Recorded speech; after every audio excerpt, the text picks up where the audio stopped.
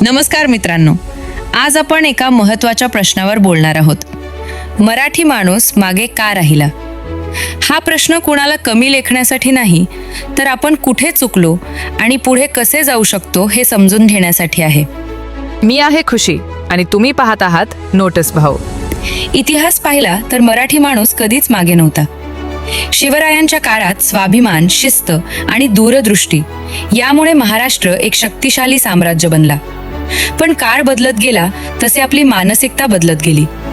आपण मेहनत तर केली, पण स्पर्धा, मार्केटिंग आणि प्रभाव या गोष्टींकडे पुरेसं लक्ष दिलं नाही. इतर राज्यांनी उद्योजकता, व्यापार आणि तंत्रज्ञानात वेगाने झेप घेतली आणि आपण मात्र नोकरीच्या मानसिकतेत अडकून राहिलो. आपल्या इथे अजूनही मुलांना सांगितलं जातं की चांगली नोकरी मिळाली की जीवन सेट. त्यामुळे प्रत्येक जण इंजिनियर, डॉक्टर किंवा बँक नोकरीकडे धावतो. पण उद्योजक होणं, स्टार्टअप्स करणं किंवा रिस्क घेणं याला प्रोत्साहन कमी मिळतं. इतर राज्यांनी जिथे रिस्क घेतली तिथे त्यांना मोठे फायदे मिळाले. आणखी एक मोठा मुद्दा म्हणजे एकजूट. आपण खूप हुशार आणि प्रतिभावान आहोत, पण एकत्र आलो तरच मोठी कामगिरी होते. आपण मात्र भाषा, जात आणि राजकारण यामध्ये विभागलो. इतर राज्यांनी मात्र एकमेकांना सपोर्ट करून मोठमोठे उद्योग आणि व्यावसायिक नेटवर्क उभे केले. मराठी माणूस प्रतिभावान आहे, पण संधी मिळायला बराच वेळ लागला. आपण सुरक्षिततेला जास्त प्राधान्य देतो, त्यामुळे नवीन शहरात जाणं किंवा रिस्क घेणं बऱ्याचदा टाळतो. पण आजच्या जगात धाडस आणि नेटवर्किंग या खूप महत्त्वाच्या गोष्टी आहेत.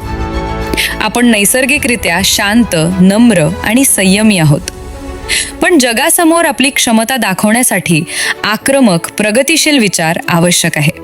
पण ही कथा इथे संपत नाही. आजचा मराठी युवक उत्साही आहे, स्टार्टअप्स करत आहे, जगभरात नाव कमावत आहे. IT, फिल्म, साहित्य, विज्ञान सगळीकडे मराठी लोक चमकत आहेत.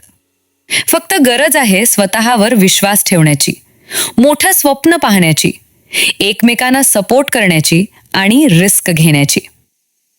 आपण पुन्हा एकदा पुढे जाऊ शकतो, पण त्यासाठी नोकरी मानसिकतेतून उद्योजक आणि आधुनिक मानसिकतेकडे वळावं लागेल. म्हणून खरा प्रश्न हा नाही की मराठी माणूस मागे का राहिला, तर खरा प्रश्न आहे आता पुढे मराठी माणूस काय करू शकतो.